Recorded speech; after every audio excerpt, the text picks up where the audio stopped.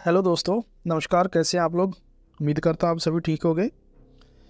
अच्छा, कल मैंने एक कहानी सुनाई थी जिसके अंदर एक प्लेन 35 साल बाद ज़मीन पे लैंड होता है और 35 साल तक वो कहाँ गया, कहाँ रहा, उसके बारे में आज तक कोई नहीं बता पाया।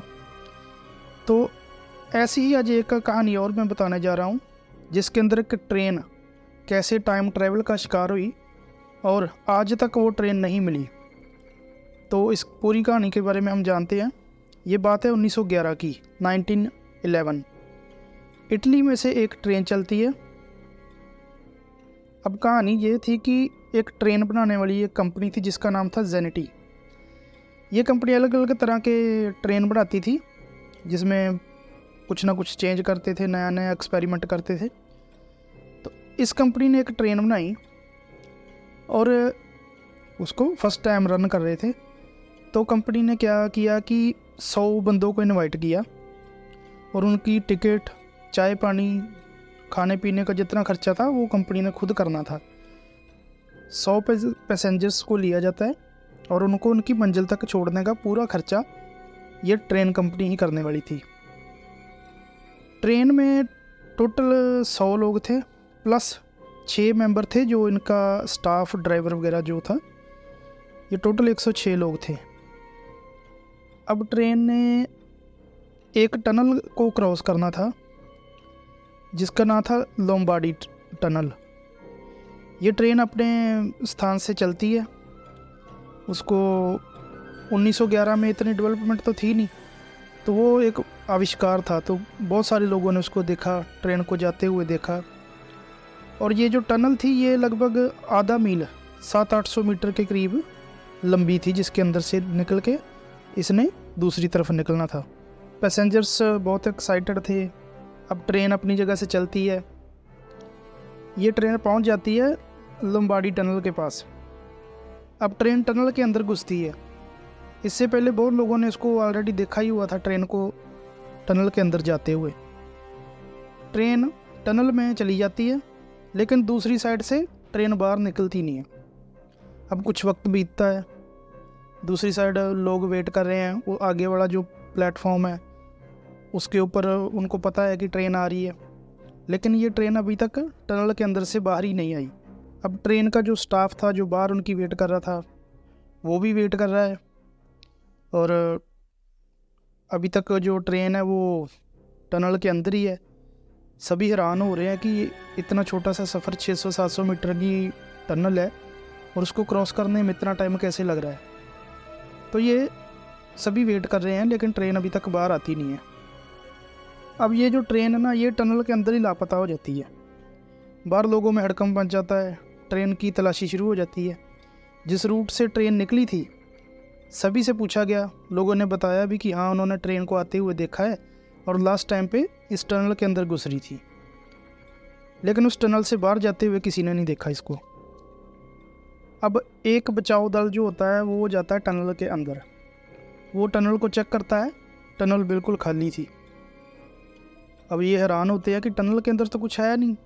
वो फिर भी लेफ़्ट राइट, नीचे, अप डाउन सारा चेक करते हैं, कहीं कोई ज़मीन के अंदर धंस ना गई हो, कोई गड्ढा ना हो, कहीं लेफ़्ट राइट वो बज कर वो आगे घुस गई हो। मतलब जो भी वो सोच सकते थे उन्होंने उसको सोचा और वहाँ चेक किया, लेकिन टनल के अंदर ट्रेन का कोई भी सबूत उनको नहीं मिला। और लोगों को सबसे परेशान ये बात कर रही थी कि एक इंजन जिसके साथ 3 बोगियां जुड़ी हुई हैं, इतनी बड़ी ट्रेन टनल के अंदर गुम कैसे हो सकती है। लेकिन इसका जवाब किसी के पास नहीं था। अब स्टाफ आगे वाले स्टेशनों के ऊपर भी कम्युनिकेट करता है, उनसे पूछता है कि कहीं ऐसा ना हो कि हम यहाँ वेट कर रहे हैं लेकिन ट्रेन स्पीड के साथ आगे निकल गई हो। लेकिन ना तो आगे वाले स्टेशनों पे पहुँची थी, ना वो अपने अभी तक डेस्टिनेशन पे पहुँची थी।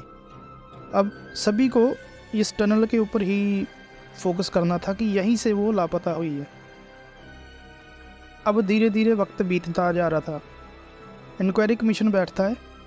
पता करने की कोशिश की जाती है कि ये ट्रेन लापता कैसे हुई, और जिसके अंदर 106 लोग थे। ये रेलवे स्टाफ के लिए एक बहुत ही अजीब घटना थी, जिसके अंदर एक ट्रेन और उसके अंदर बैठे हुए 106 लोग गायब हो गए थे। तो ये जांच पड़ताल अपनी जारी रखते हैं, लेकिन टाइम बीतता जा रहा था। अब धीरे धीरे इस घटना का सभी लोगों को पता चलने लग गया। टीवी चैनल के ऊपर भी आ रहा था, न्यूज़पेपर में भी इसके बारे में छपने लग गया। तो बीच में ये पता चला कि ये ट्रेन इटली से निकलकर कहीं और पहुंच गई है, जिसमें 2 लोगों ने ये दावा किया कि वो भी उस ट्रेन के अंदर थे और वो दोनों मेक्सिको के रहने वाले थे।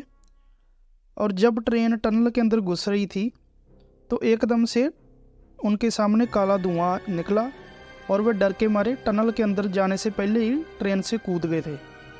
और ये दोनों लोगों ने आकर ये रेलवे इनको, जो इनका स्टाफ था, उनको ये चीज़ बताई।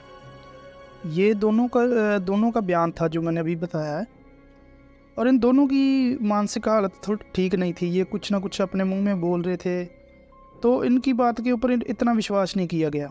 लेकिन जब इनकी इंक्वायरी हुई तो ये पता चला कि ये सचमुच में दोनों लोग उस ट्रेन के अंदर थे उस टाइम पे। जो 100 पैसेंजर्स गए थे उनके अंदर इनका भी नाम था। तो लेकिन कोई भी पुख्ता सबूत नहीं मिल रहा था, तो इन दोनों को भी उन्होंने ज़्यादा ध्यान नहीं दिया। इसी बीच एक और ख़बर आती है, और वो खबर आती है मेक्सिको से। मेक्सिको की एक डॉक्टर थी, उस डॉक्टर ने ये कहा कि इस हादसे के बाद 104 पेशेंट आए थे उसके पास, और 104 की ही मानसिक जो हालत है वो ठीक नहीं थी, वो बीमार थे और उनको कुछ पता नहीं चल रहा था कि वो कहाँ आए, क्या कर रहे हैं, क्या नहीं, और उनको कुछ पता नहीं चल रहा था कि उनके साथ हुआ क्या है। अब ये बात धीरे धीरे इटली पहुंच जाती है। अब 2 ने ये दावा किया था कि वो ट्रेन से कूद गए थे, उधर ये न्यूज़ आती है कि 104 लोग वहाँ देखे गए, तो ये टोटल 106 बन रहे थे और उस ट्रेन में भी 106 लोग थे। फिर ये पता चला कि 104 के 104 जो लोग थे वो वहाँ से गायब हो गए, किसी को मिले ही नहीं। ये भी कड़ियाँ जुड़ नहीं रही थी।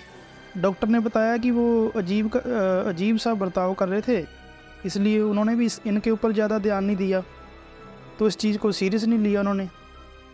उनको कुछ पता नहीं था, वो मतलब ऐसे वो गुम हो गए, किसी को पता नहीं चला कहाँ से आए थे, कहाँ गए। उसके बाद जो सबसे हैरान करने वाली बात थी वो ये सामने आती है कि ये सेम ट्रेन को अलग अलग वक्त पे कहीं ना कहीं देखा गया है। जैसे इसको रशिया में देखा गया, कभी जर्मनी में देखा गया, कभी रोमानिया में देखा गया, उसके बाद ये मेक्सिको में देखी गई, यही ट्रेन सेम। और ये ट्रेन चली थी 1911 में। 1911 से करीब 71 साल पहले 1840 में 1840 में मेक्सिको में सेम ट्रेन देखी गई थी, जिसका सेम इंजन नंबर वगैरह और तीनों बोगियाँ उसके साथ लगी हुई थी। एक हैरानी वाली ये बात थी कि जो ट्रेन 1911 में बनी है वो 1840 में कैसे देखी जा सकती है, एक ही ट्रेन को अलग अलग देशों में कैसे देखा जा सकता है। तो ये एक बड़ी हैरान करने वाली बात थी। अब इसके पीछे लोगों का मानना ये है कि ये ट्रेन टाइम मशीन के अंदर चली गई, जिसको टाइम ट्रैवल बोलते हैं, और उसी के हिसाब से ये अलग अलग टाइम पे अलग अलग देशों में देखी गई है। और यही वजह थी कि 1911 की बनी हुई ट्रेन 1840 में देखी गई। तो ये एक टाइम ट्रैवल था जिसके अंदर ये ट्रेन लापता हो गई और अलग अलग देशों में अलग अलग टाइम पे देखी गई। और ये जो 106 लोग थे उनमें भी 104 एक अलग जगह पे दिखाई दिए, 2 अलग जगह पे दिखाई दिए, उसके बाद वो 106 के 106 लोग भी दोबारा नहीं दिखाई दिए। तो मैक्सिमम लोगों का मानना यही है कि ये टाइम ट्रैवल के शिकार हो गई थी, और ये बाकायदा उनके रिकॉर्ड में पूरी हिस्ट्री है। और कुल मिलाकर यही है कि आज तक इस मिस्ट्री को कोई सॉल्व नहीं कर पाया, ना किसी को पता चला कि ये ट्रेन के साथ एक्चुअल में हुआ क्या था और इनके पैसेंजर्स के साथ क्या हुआ। तो ये थी आज की कहानी। तो अभी हम समाप्त करते हैं, मिलते हैं नई कहानी में। तब तक के लिए धन्यवाद।